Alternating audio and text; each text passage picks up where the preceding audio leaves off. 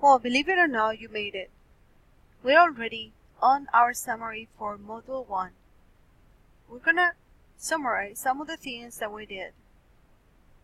We learned how to install Python in Windows and also in Linux if you were a Mac OS user.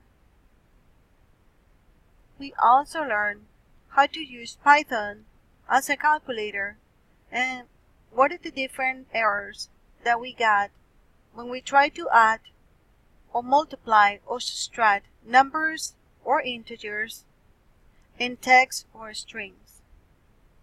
Some of the exercises that you can do by yourself, again, if you want to repeat them and follow me along with the videos, were the following. We learned that Python handles operations with numbers and in text differently.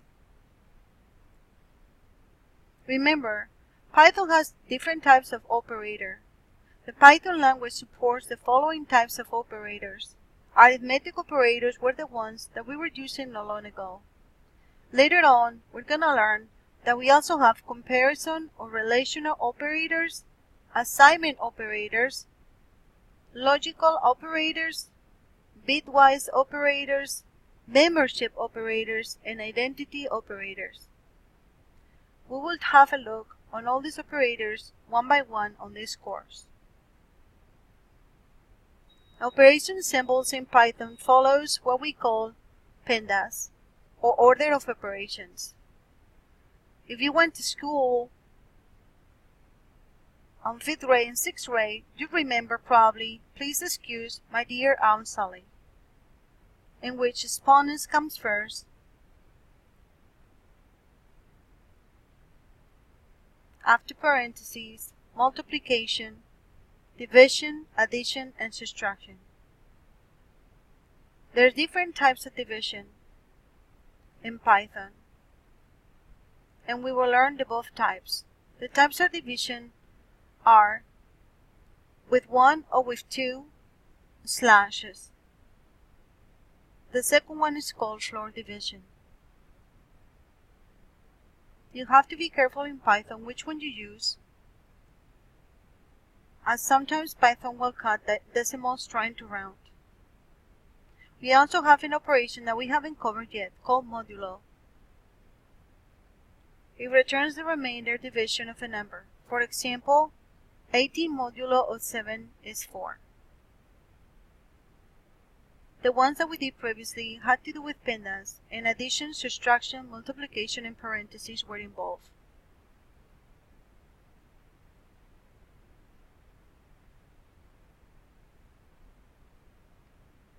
Python arithmetic operators.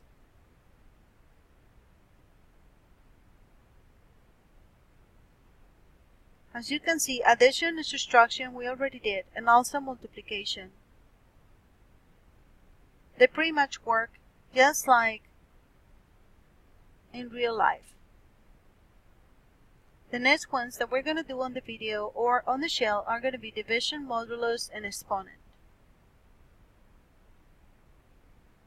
We also work with text in Python, and we try different combinations. You know that in Python you can write with single or double quotes as long as you are consistent. So if you start a program writing strings and text with one single quote, then you should follow for the rest of the program using one single quote. We also learned that there are different types of errors. We saw traceback and also syntax errors such as EOL or string literal errors. And we learned that string literal is a string of text that is literally just there in the text. The letters EOL are an abbreviation for end of line. Python let us know that he does not like you put line endings into strings. We also learned that strings and to addition and numbers act differently. Next, we're going to cover Module 2. On Module 2, we're going to